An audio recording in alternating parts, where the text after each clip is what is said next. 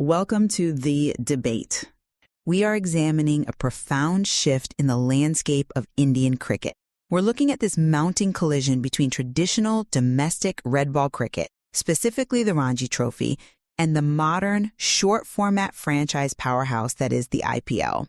It's a massive shift. So the central question before us is this. Does the shift away from the Ranji Trophy as the primary selection criterion for the national team represent a systemic failure that unjustly marginalizes dedicated long-form players, or does it simply reflect a new inevitable reality in how modern cricket evaluates talent and pressure? I'll be arguing that the current system is sending a fundamentally damaging message to young cricketers and is actively destroying the structural integrity of the sport. That this shift toward franchise cricket isn't a broken system at all. Rather, it represents an evolutionary reality and talent evaluation, basically redefining what actually matters at the highest level of the modern game. It undermines the very foundation of the sport in India, of this marginalization through players like Mulani Lad. I mean, this is a guy who has been one of Mumbai's most dependable batters for over a decade. We're talking about over 5,000 first-class runs and 15 centuries. In the 2025-26 Ranji season alone, he scored 774 runs at an astounding average of 77.40. He finished as Mumbai's leading run scorer. Look, the numbers are undeniably staggering. There's no disputing the sheer volume of runs he's put up. And he isn't an anomaly either. Look at Sarfaraz Khan delivering hundreds and double hundreds season after season, holding a batting average that stands among the absolute best in the entire country's history. Or look at Shams Mulani, consistently delivering as a reliable all-rounder with both bat and ball, grinding out overs in incredibly difficult situations. What the current system is doing is actively discarding these vital metrics. It's tossing out temperament, technique, and long season consistency in favor of short-format success, discarding players who play the game the hard way.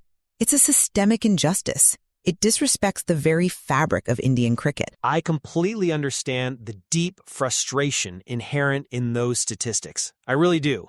When a player averages over 77 in a season and still feels invisible, the system feels broken. Because it is broken. But we have to approach this by questioning the underlying assumption that the old system is the only valid way to evaluate a cricketer today. I've fully acknowledged the impressive, even monumental statistics of Lad, Khan, and Mulani. Justifies ignoring a 77 average. Point blank, that attention has shifted almost completely toward franchise cricket. We have to ask why that matters. If young cricketers now grow up dreaming of IPL contracts rather than Ranji careers, and if selectors are using IPL games to gauge contention for the test side, then the IPL has functionally become the new proving ground. But that proving ground is completely lopsided. You can't measure a marathon runner's endurance by timing their 100-meter dash. I agree that the physical mechanics are different, but think about the psychological proving ground. It's the new reality. It isn't necessarily a quote-unquote wrong message, but rather a completely new definition of what matters at the highest level. You saying test cricket mechanics don't matter anymore? I'm saying the sport has evolved, the economics have evolved, the demands on the players have evolved, and so the crucible in which they are tested has naturally evolved alongside it. Okay, I think we need to really break down what you just called the crucible, because this is where the statistical disconnect becomes so glaring.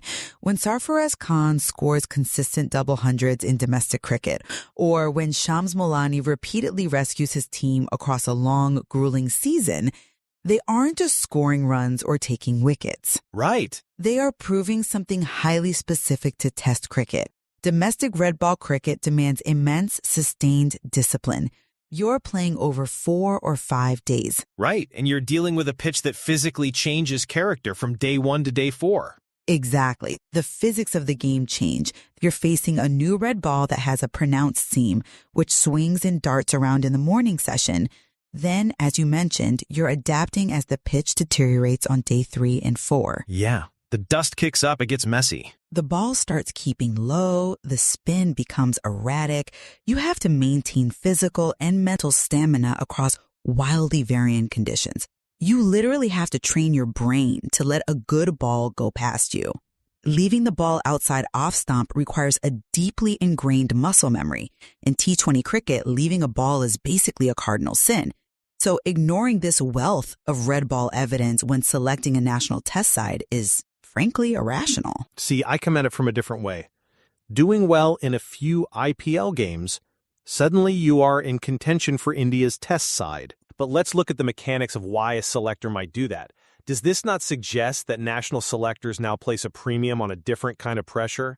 They are valuing the high-stakes, concentrated pressure of the IPL over the empty stands of domestic cricket. You think the pressure of a T20 match outweighs the pressure of surviving a hostile spell of fast bowling on a green pitch for 3 hours? I think it's a different kind of pressure, and one that modern selectors seem to value more. Think about the cognitive overload of an IPL match. In a franchise game, a young player might only face 12 deliveries. Barely a warm-up. But they are doing so in front of 50,000 screaming fans in the stadium, with millions more watching on television, against the absolute best international bowlers in the world. And they have massive, million-dollar contracts and franchise expectations on the line. It's a concentrated crucible of extrinsic pressure that a domestic match with empty stands simply cannot replicate. But let me give you a different perspective. You are conflating psychological pressure with technical proficiency. The mechanics of playing a swinging red ball over 5 days require a defensive technique and a patience that short-format franchise cricket doesn't just ignore, it actively discourages. Well, because the formats demand different things. One demands preservation, the other demands explosion. Precisely. So if you use short-format IPL success to select for a long-format test side, you are creating a fundamental mismatch of skill sets. Lad is warning us about this. Right, but You can have all the psychological resilience in the world under bright lights. You can manage that cognitive overload perfectly for 12 deliveries. But if your technique hasn't been honed through years of first-class cricket to leave the ball, to defend with soft hands, you will fail at the highest level of test cricket. But we cannot ignore how the text frames the current ecosystem. The system is sending the wrong message to young players. But I argue that we need to question the very definition of this wrong message. Than Ranji careers, perhaps the system isn't broken. How is that not broken? Perhaps it is simply aligning with modern ambitions and modern realities. And that alignment is exactly what makes it a systemic failure. Let's think about the 16-year-old kid in the nets right now. They only have so many hours in the day to train. If the message being sent to that youth is that patience, consistency, and years of hard work in domestic cricket no longer guarantee recognition, how do you think they're going to train?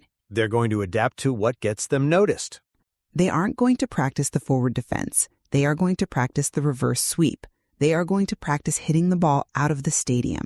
You are actively destroying the developmental pipeline of Indian cricket. You know, you are shifting the pipeline to meet the new demand. The Ranji Trophy was once considered the foundation of Indian cricket, specifically because it was where players proved their temperament. You cannot fast-track temperament. When you tell a teenager that a quick, flashy 30 runs in a televised franchise match is worth more than a gritty, match-saving 5-hour century in domestic cricket, you are incentivizing reckless play. You are literally hollowing out the foundational skills of the next generation. But I'd like to offer a different analogy here. It requires incredible grit. The IPL is fast, highly leveraged, highly visible, and heavily dependent on explosive moments of innovation or virality. Now, if the global economy shifts toward tech, telling a young person to learn coding instead of factory management isn't sending the wrong message. But cricket isn't an economy. It is sending the accurate message. It is preparing them for the world as it actually exists today, not as it existed 20 years ago. Sports change. The text tells us that attention has shifted almost completely. That means the audience, the economics, and the strategic focus of the game have fundamentally moved. It is only the accurate message if we concede that cricket has been entirely reduced to short-format entertainment. And that is a concession I refuse to make. Indian cricket was built on long hours, difficult pitches, empty stands, and players who stayed committed to the game without guarantees of fame or fortune.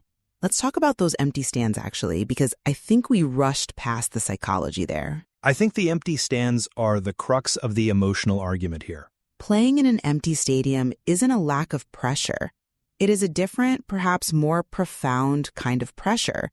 It requires absolute intrinsic motivation. When Shams Mulani is asked to bowl his 25th over in the sweltering heat on a dead flat deck with literally no one cheering his name, he isn't getting any dopamine hits from the crowd. He is relying purely on his internal discipline and his commitment to his teammates. He has to find the will to execute his skill when no one is watching. That builds a character and a resilience that a 3-minute highlight reel simply cannot capture. I deeply respect the romanticism of that image, and I think the resilience required to perform in those empty stands, to grind out a domestic season on difficult pitches while knowing the national selectors might not even read the scorecard, that deserves immense respect. It deserves a call-up to the national team. But we have to recognize that professional sports are, at their core, driven by attention. So it's just about money and views? This isn't malicious on the part of the selectors. It is simply the reality of how modern sports operate globally. But does popularity dictate merit? Just because millions of people are watching a T20 match doesn't mean it's the best measure of a test cricketer's ability. It dictates the environment the modern athlete must survive in. The pressure of the spotlight is what defines the modern athletic experience. When selectors look at an IPL performance, they aren't just looking at the runs scored or the wickets taken. What are they looking at then? They are seeing a player who can execute complex physical tasks while an entire nation watches. They are evaluating a modern psychological profile. They want to know, when the noise is deafening and the franchise owner is pacing the boundary and millions of fans are tweeting your name, does your nervous system hold up? That is a highly specific, highly valuable trait. But that profile is incomplete. Cricket is not only about fame, endorsements, or highlight reels. By prioritizing the spotlight over substance, the system is taking a dangerous, short-sighted shortcut. Calling the IPL a shortcut is a bit unfair, don't you think? Yes, professional sports need attention to survive financially, but the structural integrity of the sport itself relies on the foundation built far away from those cameras. Are you saying the IPL doesn't require substance? I'm saying it requires a fraction of the substance needed to survive a 5-day test match. When players like Lad, Sarfaraz Khan, and Shams Mulani are ignored, despite doing absolutely everything asked of them for over a decade, the system breaks its basic social contract with the athlete.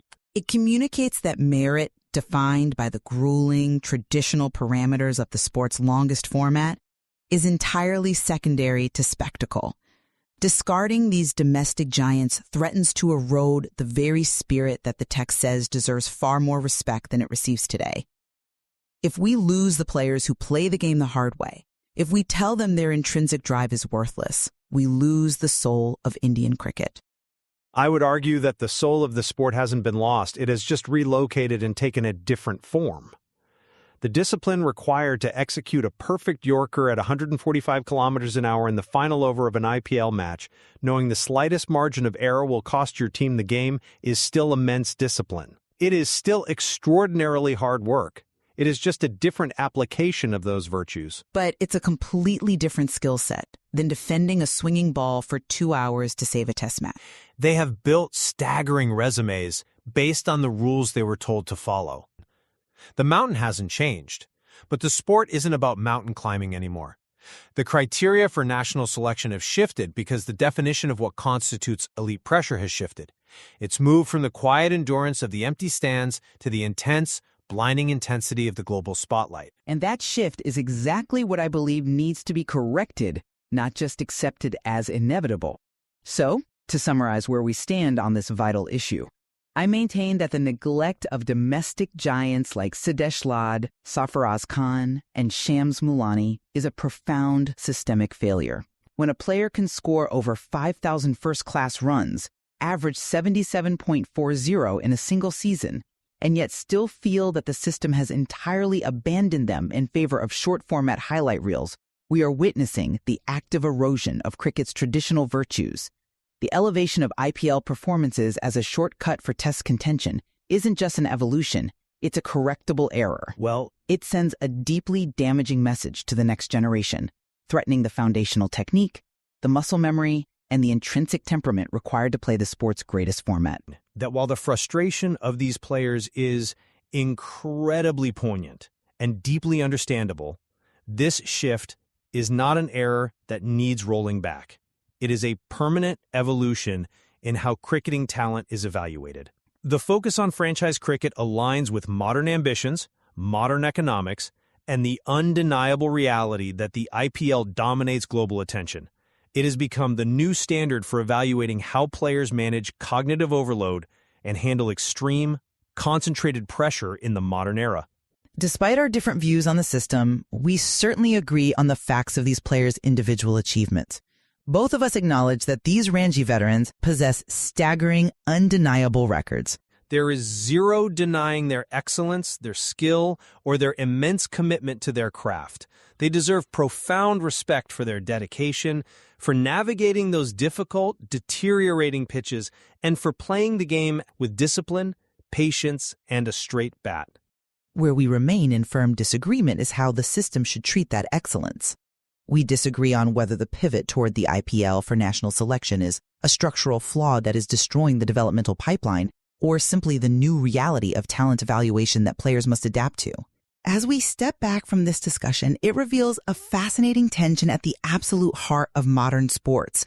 Is it the quiet, grueling consistency, intrinsic motivation, and technical mastery forged in the empty stands of domestic leagues?